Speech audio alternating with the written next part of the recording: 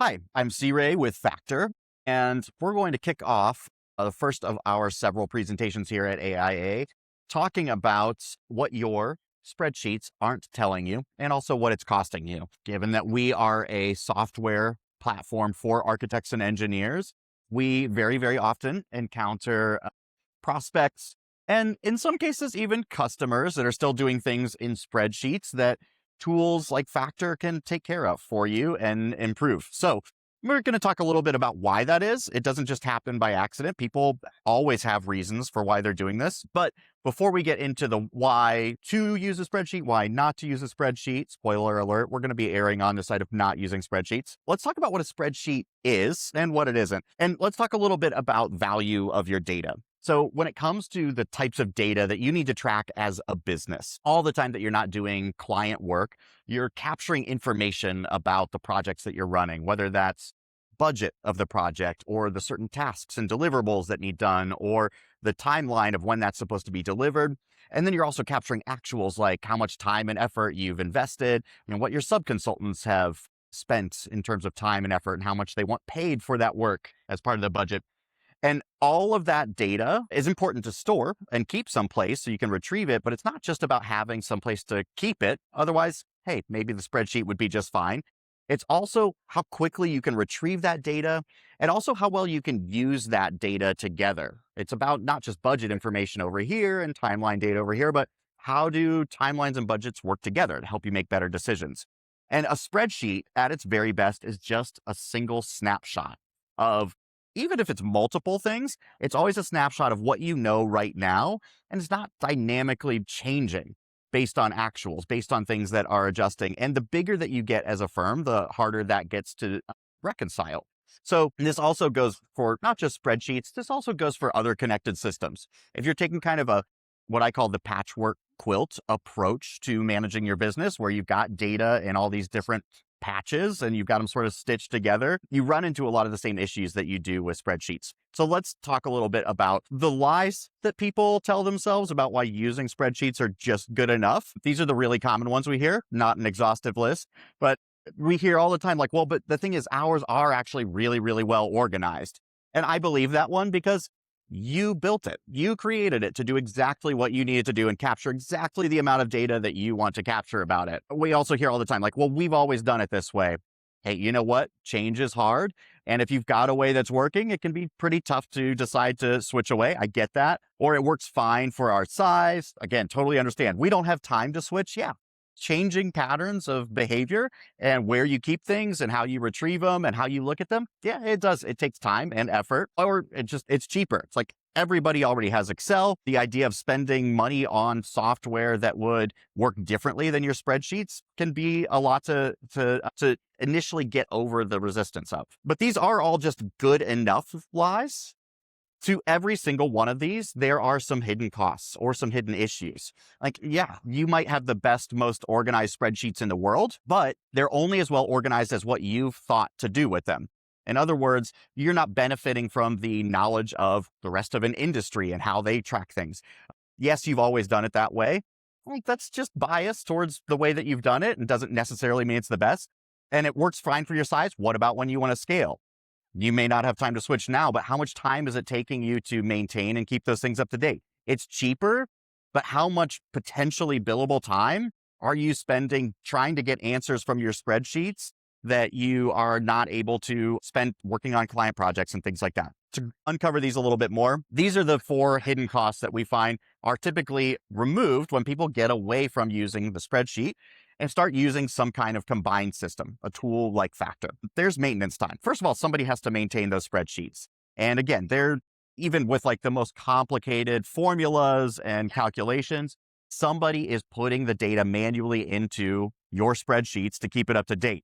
And when you're taking that patchwork quilt approach, getting data between your different spreadsheets, taking your budget information and your timeline information, if those are kept in separate places and reconciling them, that takes a lot of time.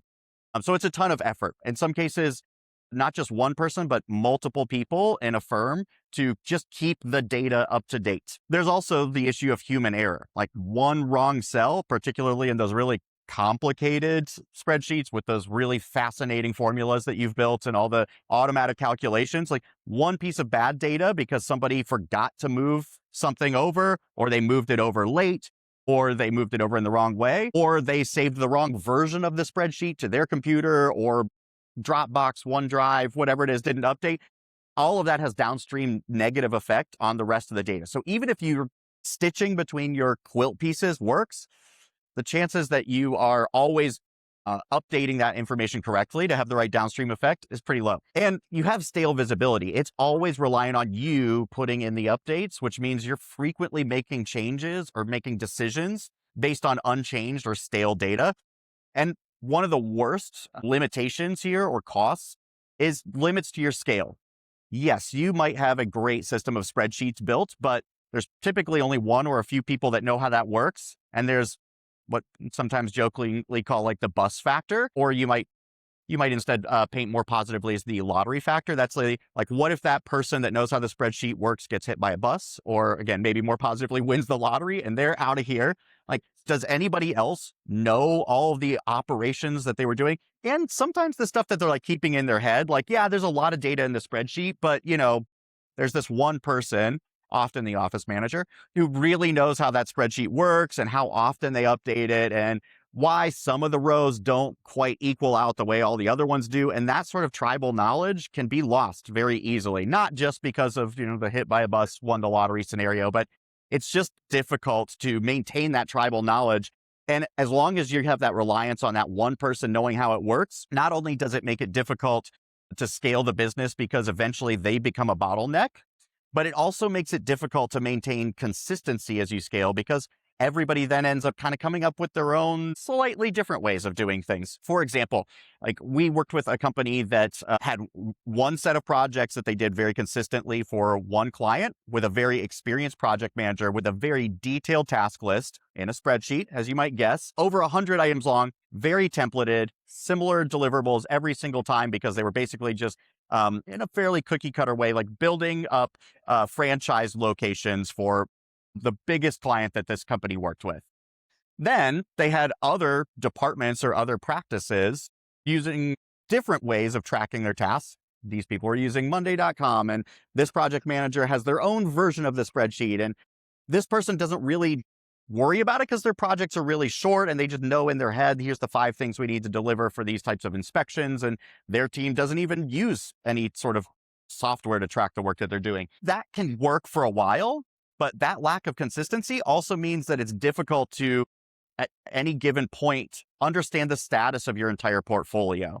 So this also limits your ability to understand as a business whether all of your projects are on time. It means you end up spending time talking about the projects that are doing just fine, not talking about the projects that are in trouble, and never having good visibility outside of one project manager and the projects they manage of how those projects are actually performing from a budget perspective. Are they still on time?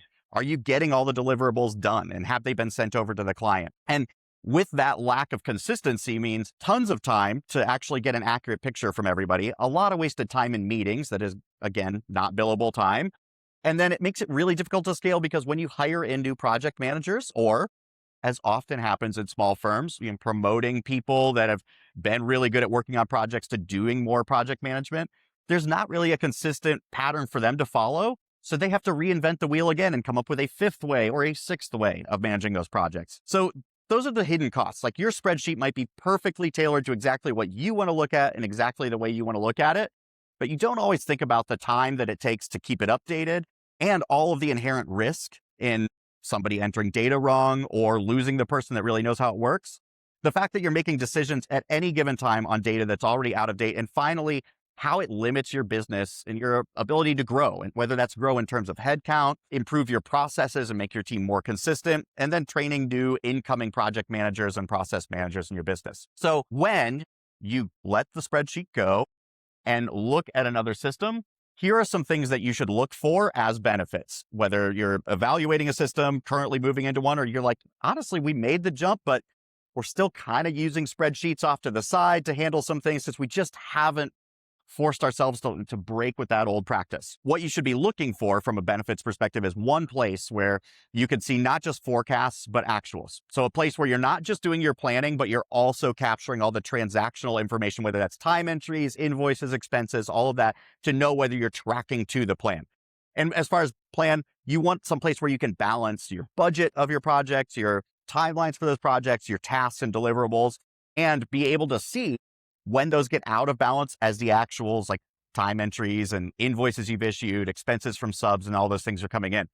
You also need them all to be connected so that when you change something in one area, like you adjust the timeline because you got that call this morning from that client that said, well, this vendor can't be there on site until here. We need to push everything back a week. You need to know what impact that's going to have on your task deadlines and whether the time that you've resource allocated for your team is now going to get is going to break the budget, because if they spend that much time for that additional week or those additional weeks, then it's going to put you over.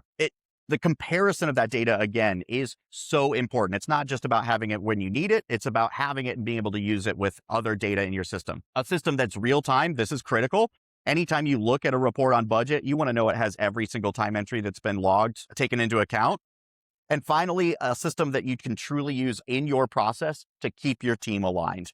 Again, think about the scale as you grow as a business, as you sometimes turn over employees, as you promote people into new positions. You want to have a consistent way that you can tell somebody, hey, before the 10 a.m. Monday morning meeting, we have everybody go in and update this, this, and this. And if you're not sure what to update, you just go to this screen and you look at this, this, and this.